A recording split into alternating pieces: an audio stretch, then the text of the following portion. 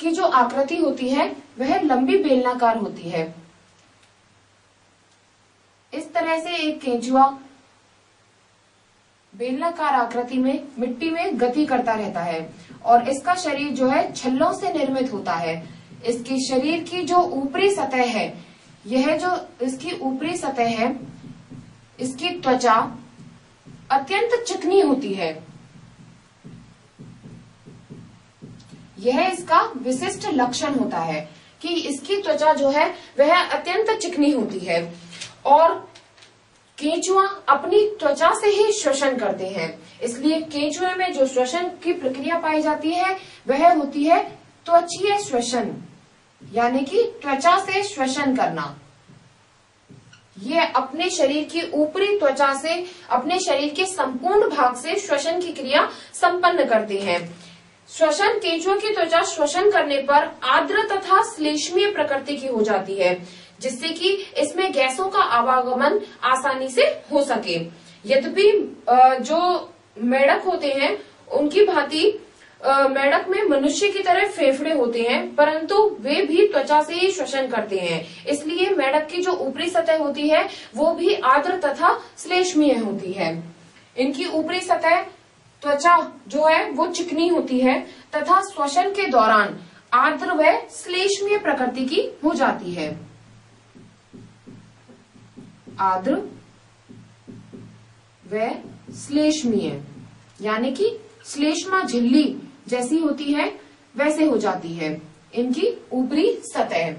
केंचुए के अलावा इसका एक एग्जाम्पल और हमने साथ में लिया है कि जो मेढक होते हैं वो भी अपनी त्वचा से श्वसन करते हैं।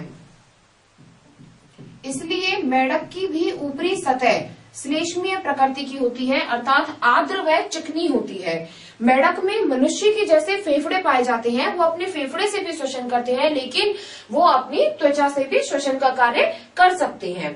दूसरा हम उदाहरण लेते हैं कॉकरोच का। तिलचट्टा आपने देखा होगा, रसोई घरों में सामान्यतः पाया जाता है। तो तिलचट्टा जो कि इतना छोटा जीव है उसमें फेफड़े तो नहीं पाए जाते हैं, लेकिन फिर उसमें श्वसन की क्रिया किस प्रकार से होती है वो हम देखेंगे। कि जो दूसरा उदाहरण लेते हैं वो हम कॉकरोच का लेते हैं। कॉकरोच का जो शरीर है उसके शरीर में उसके पार्श्व भाग में दो छोटे छोटे छिद्र होते हैं। इन छिद्रों के द्वारा ही कॉकरोच श्वसन की क्रिया करता है और इन छिद्रों को श्वास रंध्र कहा जाता है।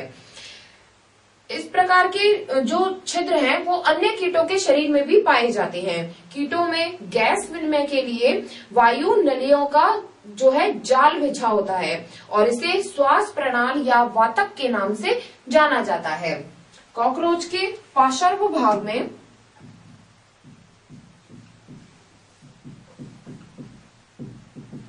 दो छिद्र होते हैं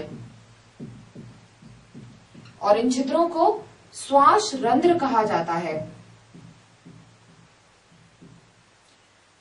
अथवा इनके संपूर्ण शरीर में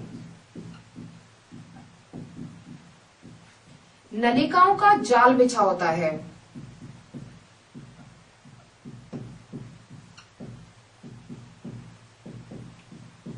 जिसे श्वास प्रणाल या वातक कहते हैं।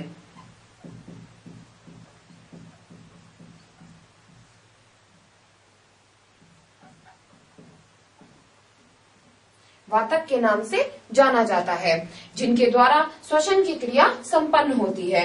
O2 युक्त वायु श्वास रंध्रों के द्वारा इन श्वास रंध्रों के द्वारा शरीर के अंदर ग्रहण कर ली जाती है। केंचुए की जैसे केंचुए की त्वचा में इसका वायु का आवागमन करने के लिए इसकी त्वचा पर जो है संपूर्ण त्वचा वायु के आवागमन करने के साथ में आर्द्र व श्लेष्मीय हो जाती है। उसी प्रकार से कॉकरोच में भी श्वास रंध्रों के द्वारा जब वायु शरीर के अंदर जाती है तो शरीर के ऊतकों में विस्तृत हो जाती है और शरीर की प्रत्येक कोशिका में पहुंचती है।